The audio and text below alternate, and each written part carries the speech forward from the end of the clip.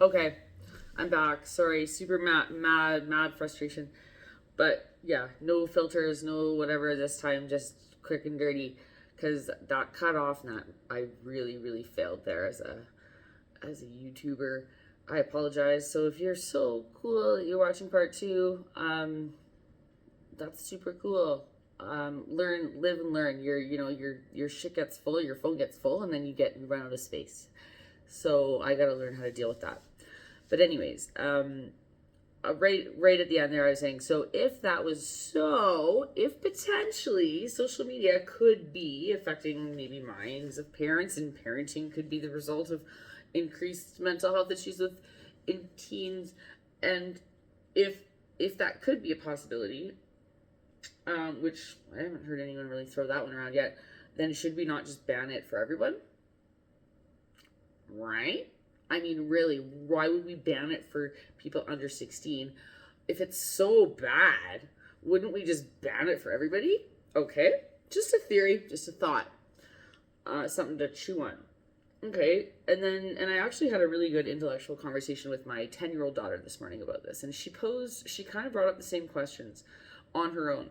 Um, so then, okay, then I go down rabbit holes. Then I'm trying to compare this to what does government, like, my daughter asked a good question. She said, well, Mom, I don't think government can control what adults do. And I said, well, sure they can. And I gave her the example of weed. I said, weed was not legal.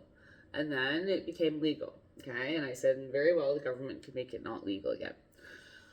Um, okay, so but in my own mind, and I didn't share this with my daughter, but in my own mind, I thought about, okay, really really harmful things. The government must protect us and must take control, and I agree with that. So tell me why the government is not continuing to make like fentanyl or like hard drugs illegal, or and this whole like decriminalization of drugs, which I'm pretty much of.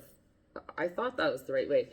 But the decriminalization of hard drugs and these sort of safe injection sites and the methadone clinics, and I just did some like quick and dirty numbers. Has the, okay, let's just say pre social media, post social media, um, teens and mental health. Okay, let's compare this. Why not? Um, uh, overdose, deaths by drug causes, related causes, pre um, decriminalization of it, like pre methadone clinic era, and let's compare it to over number of overdose deaths post, and like, is it shown that we are preventing more deaths? Like, are what we're doing um actually reducing number of deaths? Are we helping people?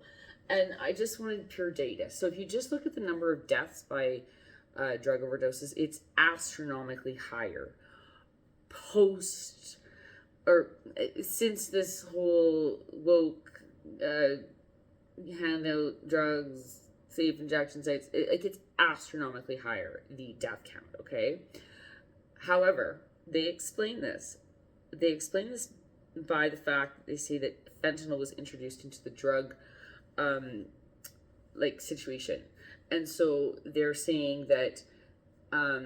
So then I'm asking, how can we determine what is the cause of what? And there's just pure like unrelentless data saying that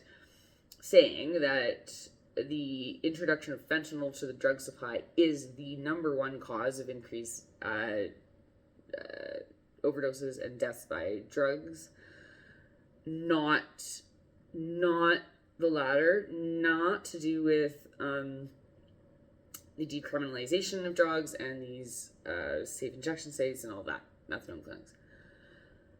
And I went further to even ask, like, well, how is that proven, right? So, well, and that's a hard one to prove, because the data that shows is basically useless junk to me. It's basically saying that, oh, we had less deaths in clinic sites.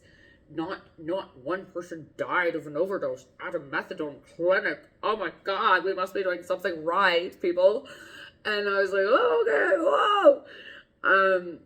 So, okay, I know it's crazy to try to compare this this approach to handling the drug situation with the social media situation, but to me, it's a stark contrast, because here we are in one breath, the government is seeing something that is very bad, killing people, and they're saying, let's condone it and help them with it. Now on the social media side, they're saying, here's something very bad, and now we're going to ban it, and we're going to make it illegal. So how could you take one approach so differently to another and like expect different outcomes? So I know there are different things to compare, but this is just where my brain goes. So forgive me for the weirdness. I just wanted to finish that video. I think it's just a garbage topic, to be honest. I think the government should just really focus on having social media sites, YouTube, Facebook, all of that, like absolutely be mandated to have their robot algorithms prevent scam ads from being exposed to our people, so that we don't have people being scammed, being lured into crypto scams, money, investment scams.